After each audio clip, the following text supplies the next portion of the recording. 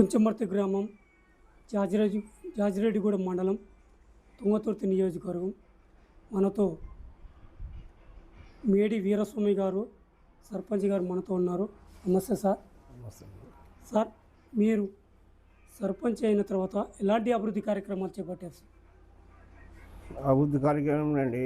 ఇప్పుడు మనం కాలువలు తీపించినాం, ఇకపోతే ఈ చెత్త అదే చూపిస్తున్నాం. ఇప్పుడు చెత్త తడి చెత్త కరెంట్లో లైట్లు వేయించినాం. అట్లా జరుగుతుంది సార్ పని. సార్, 99 ప్రణాళిక మీద ఈ గ్రామం ఎలాంటి అభివృద్ధి కార్యక్రమాలు ఇది 99 పర్యటన పెట్టులు కానీ సార్ ఏం వస్తున్నాయి సార్, ఏం రాటేంత వారికి ఏం చేస్తలే మాకు ఊరుకులు పేరే కానీ ఏమి వచ్చినట్టు లేదు సార్ మాకు. సార్, గత 9 సంవత్సరాలు మీరు అధికారంలో ఉన్నప్పుడు మీ గ్రామానికి ఎలాంటి అభివృద్ధి కార్యక్రమాలు చేపట్టారు? 9 సంవత్సరాలు అంటే అటువరకు ఉన్నప్పుడు అటువరకు మంచిగా ఉంది సార్. ఏమి అన్నీ అవుతున్నాయి సార్. ఇటు ఏమి సాగుతుంది. మీ గ్రామంలో అనేక సమస్యలు ఉన్నాయి సార్. సీసీ రోడ్లు కానీ డ్రైనేజ్ వ్యవస్థ అస్తవ్యస్తంగా ఉందంటారు గ్రామ ప్రజలు. దీనిపైన సార్ మాకు పోయినసారి మేము టీఆర్ఎస్ కాబట్టి మాకు ఒకటిలా సార్ పోయినసారి ఎమ్మెల్యే గారు ఒకటిలా మా కొడుకు ఇవ్వలేదు. ఇప్పుడు మన మహిళా సంఘం బిల్డింగ్ కూడా వస్తుంది అనేది మహిళా సంఘం బిల్డింగ్ కూడా రాలేదు మాకు అసలు. ఈ ఇప్పుడు మేము గెలిచి ఒక 5 నెలలు సార్. 5 నెలల కానీ మాకు ఏం ఒక పని కూడా రాలేదు సార్. మాకు ఒక పని కూడా రాలేదు మాకు. సరే, 6 గ్యారెంటీలు ఏ విధంగా అమలు అవుతున్నాయి సార్ మీ గ్రామం? 6 గ్యారెంటీలు ఏమున్నాయి సార్. ఒకటే గ్యారెంటీ అవుతుంది. ఏది ఒక మన వార్డుల సాక్షిలే ఒకటే జరుగుతుంది సార్. ఏవి సక్రమంగా చేస్తున్నాయని చెప్పి. సార్, గతంలో రైతులకు ఎలాంటి ఇబ్బంది లేకుండా ఇప్పుడు కాంగ్రెస్ పార్టీ అధికారంలోకి వచ్చిన తర్వాత ధాన్యం కొనుగోలు కేంద్రాల కాడ ధాన్యం ఎక్కడ సార్, ధాన్యాలు ఎక్కడ ఆగిపోతున్నాయి సార్. ఎక్కడ ధాన్యాలు ఎక్కడ ఆగిపోతున్నాయి. చాలా రైతులు చాలా ఇబ్బందులు అవుతున్నాయి సార్. చాలా తిప్పలు పడుతుంది. ఇప్పుడున్నటువంటి మందుల స్వాములు గారు మీ గ్రామాన్ని ఎలాంటి అభివృద్ధి కార్యక్రమాలకు ఏమన్నా అంటే ఒక్కసారైనా గ్రామాన్ని వచ్చారా? వస్తే ఏమన్నా ఓపెనింగ్ వచ్చింది సార్. ఓపెనింగ్ వచ్చినాయి కానీ అంతేగాని ఒడ్లు రైతులు పాపం ఏడు వస్తున్నారు. రైతులు బాగా ఇప్పుడు 7 రాసులు ఆనే ఉన్నాయి. ఒక్క రాసి పోలేదు. ఊర్లో పడేసి వస్తారు జనం. మాజీ ఎమ్మెల్యే గాదర్ కిషోర్ పైన కొన్ని అవినీతి ఆరోపణలు ఉన్నాయి సార్. దానిపైన మీరు ఎలా స్పందిస్తారు? ఆయన ఉన్నప్పుడే సార్ బాగున్నా. ఇప్పుడు మంచిగా నడిచింది. సంఘాలు మొత్తం నడిచినాయి. అన్ని సంఘాలు బాగా నడిచినాయి సార్. అప్పుడు సంఘాలు నడిచినాయి. రైతులకి పైసలు వచ్చినాయి. ఆ కారు పైసలు వచ్చినాయి. ఇప్పుడు ఆయన ఒక కారు వేస్తే ఒక కారు వేస్తలేడు, ఒక కారు వేస్తే ఒక కారు వేస్తలేడు. ఆయన ప్రభుత్వం వచ్చిన కానీ మాజీ ఎమ్మెల్యే పైన ఇసుక మాఫియా ఉందని చెప్పేసి చాలామంది ఒక ఇసుకగా చేసిన సార్.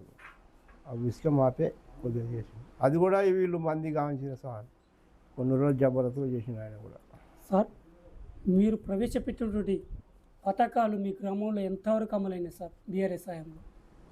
బీఆర్ఎస్ హయాంలో మాకు పథకాలు బాగానే వచ్చినాయి మాకు సార్. ఇప్పుడు ఆయన ఉన్నప్పుడు వచ్చినాయి. ఊరికి కాల పెద్దది ఆయన కూడా కట్టేసిండు. ఆయన కూడా చేసిండు. ఆయన ఉన్నప్పుడు ఒక ఇండు పెట్టిండు కానీ మాకు ఇండు రాలేదు సార్. ఒక ఇండు రాలేదు మాకు. సార్, ఇప్పుడున్నటువంటి ఎమ్మెల్యే మీకు సహకరిస్తుందా? సహకరిస్తే ఎలాంటి కార్యక్రమాలు చేపట్టబోతున్నారు సార్? ఎక్కడ సహకరిస్తారు? ఇల్లు 12 ఇళ్ళు అన్నాడు, 11 ఇళ్ళు అన్నాడు, 6 ఇళ్ళు వచ్చినాయి మాకు ఇల్లు కూడా ఇప్పుడు ఏది ఇల్లు కూడా పెట్టడో తెలుస్తలేదు సార్. మాకు పరిస్థితి ఉంది సార్. గ్రామంలో కుక్కల బెడద, కూతుల బెడద ఎక్కువ ఉందని చెప్పేసి ఎక్కువనే సార్. ఇప్పుడు కూతులకి మాకు బట్టే రూల్స్ లేక సార్. ఇప్పుడు నేను పేద చేసి దానితో ఇప్పుడు సర్పంచ్ని ఒక్క కోతికి 350 రూపాయలు అడుగుతున్నారు. నేను 3 మాటకు డబ్బు కొట్టాను సార్. 3 మాటలు డబ్బు కొట్టించినా ఒక్కళ్ళన్నా రాలేదు ఆఫీస్ కాడికి. ఇక పోనీ కరవని అని దాన్ని ఇచ్చిపెట్టాను సార్. కుక్కలకేమో కోతుల పట్టింది, కుక్కలు ఎట్లా పడదామని అట్లా ఆపేసాను సార్ దాన్ని. సార్, అట్లానే సార్ మరి సీసీ రోడ్లు కానీ సరిగా సీసీ రోడ్లు కూడా లేవు అని చెప్పేసి గ్రామస్తులు అంటున్నారు. సీసీ రోడ్లు ఎక్కడ మా అక్కడ బాంఛనే ఉన్నాయి సార్. సీసీ రోడ్లు అప్పుడు వచ్చినప్పుడే మొత్తం ఏం లేకుండా పోసినాం. ఒక 3 బజార్లు 2 బజార్లు ఉన్నాయి సార్. కానీ ఇప్పుడు ఎమ్మెల్యే గారు ఉన్నట్టే మా ఎమ్మెల్యే గారు ఉన్నట్టే మొత్తం సీసీ రోడ్ కంప్లీట్ అయిపోయింది ఊరు. అట్లాగనే సార్ ఇప్పుడు కరువు పని ఉపాధి హామీ పథకంలో కూలీలకు చాలామంది ఇబ్బంది పడుతున్నారు సార్. ఎందుకంటే ఐస్ అని చెప్పేసి కొన్ని పెట్టారు. దానివల్ల ఆన్లైన్ కావట్లేదు అని చెప్పేసి బాధపడుతున్నారు సార్. దీనిపైన మా అక్కడ మంచిగా ఉంది సార్. మా ఊళ్ళో అనేది మంచిగా ఉన్నది.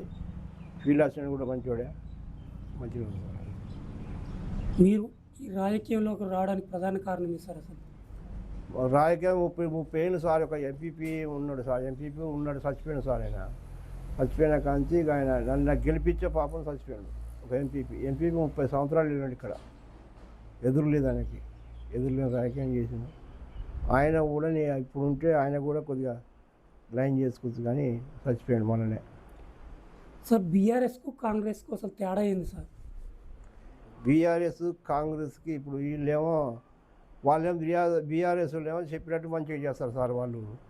వీళ్ళేమో ఇక వీళ్ళకి ఎవడు బతితే వాడు బతకాలని చూస్తాం సార్. సార్ మళ్ళీ రానున్న స్థానిక ఎన్నికల్లో మాదే అధికారం అంటున్నారు, దానిపైన సార్? అది కష్టమే సార్, ఈ తాపసం రైతులకి ఇక్కడ చాలా కష్టమే.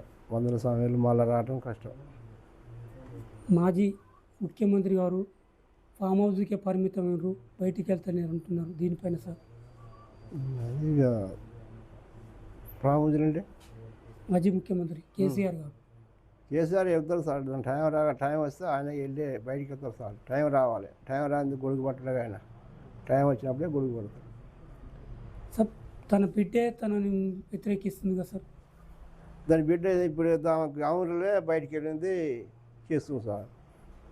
ఇప్పుడు ఆమెకు ఆమె తట్టలేదు ఇంట్లో, ఇక ఆమెనుంది ఇంట్లో ఉంటే సుఖమని బయటికి వెళ్ళి సార్. మిమ్మల్ని ఈ గ్రామ ప్రజలు గెలిపించినటువంటి గ్రామ ప్రజలకు 5 సంవత్సరాలు మీకు అధికారం ఇచ్చారు. ఈ గ్రామ ప్రజలకు మీరు ఏం చెప్పదలుచుకున్నారు సార్? 5 సంవత్సరాలు ఇప్పుడు ఇటు సార్, నాకు ఏ పని వచ్చినా ఏది వచ్చినా 5 సంవత్సరాలు అండగా సార్ నేను ప్రజలకి. వాళ్ళిద్దరు నిలబడ్డా వాళ్ళొక్కరు నిలబడ్డా కూడా మమ్మల్ని కాదని నన్ను గెలిపించినందుకు ప్రజలని ఏ ఆపద వచ్చినా అప్పుడు లేచిపోతాను సార్ నేను. సార్ వీధి లైట్లు కానీ వీధి లైట్లు ఎక్కడైనా ఇప్పుడు నీళ్ళు కూడా ఇప్పించిన సార్ నేను. కరువు పనికి 4 క్యాన్లు నేనే సొంతంగా కొని ఇప్పించిన. ఇప్పుడు నీళ్ళు కూడా నేనే పెట్టిస్తున్నా. వాళ్ళకి మన ప్రజలకి మన కొంచెం వాళ్ళ ప్రజలకి ఏ కష్టం రాకుండా ముందు నడుస్తుంది సార్ దానికి. సార్ రైతు బంధువు లేదు, రైతు బీమా లేదని అదే సార్, రైతు బంధువు రాకనే ఇప్పుడు మోసపోతారు. ఇప్పుడు రైతులు మోసపోయారు, ఇక మళ్ళీ మోసపోతారని పోదుగా. అందుకనే వాళ్ళ ఎలక్షన్లు అయినా అటే కొమ్ము చేస్తారు సార్ మాకు వెళ్ళి. సార్ మీ గ్రామం ప్రజలకు మీరు ఏం చెప్పదలుచుకున్నారు సార్? మీరు సర్పంచ్గా గెలిచారు, ఈ గ్రామ ప్రజలకు ఎలాంటి కృషి చేయబోతున్నారు? మీ ప్రణాళిక ఏంటిది? మాకేమో సార్, ఇప్పుడు ఇండ్లు వస్తాయి, రేపు ఇండ్లు వస్తే ఏమీ లేని వాళ్ళకి పేదవాళ్ళకి ఇల్లు పెట్టుకుంటాం, చేపిస్తాం. ఏ ముందు పడి పని చేపిస్తాం, ఆపదుంటే చేపిస్తాం. ఎక్కడైనా అక్కడ పని పోయి చేపిస్తాం సార్. గత హయాంలో డబుల్ బెడ్రూమ్ లేవు, ఏమి ఇవ్వలేదు. ఇప్పుడు ఇందిరమ్మ ఇండ్లు ఇస్తారు, వీటిపైన కొన్ని ఆరోపణలు వస్తున్నాయి సార్. మాకు అదే సార్, మాకు 11 ఇండ్లు అని 6 ఇండ్లు ఇచ్చారు సార్ మాకు కొంచెం వాటికి.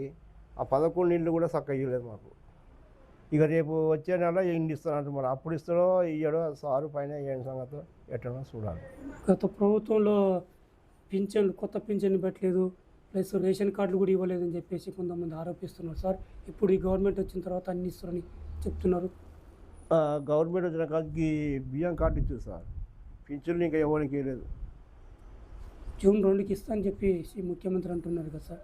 బియ్యం చూద్దాం సార్, ఏ ముందుకి ఎట్లా చెప్పాం సార్ మేము. ఇస్తే మంచిగా చేసిన అంటాం.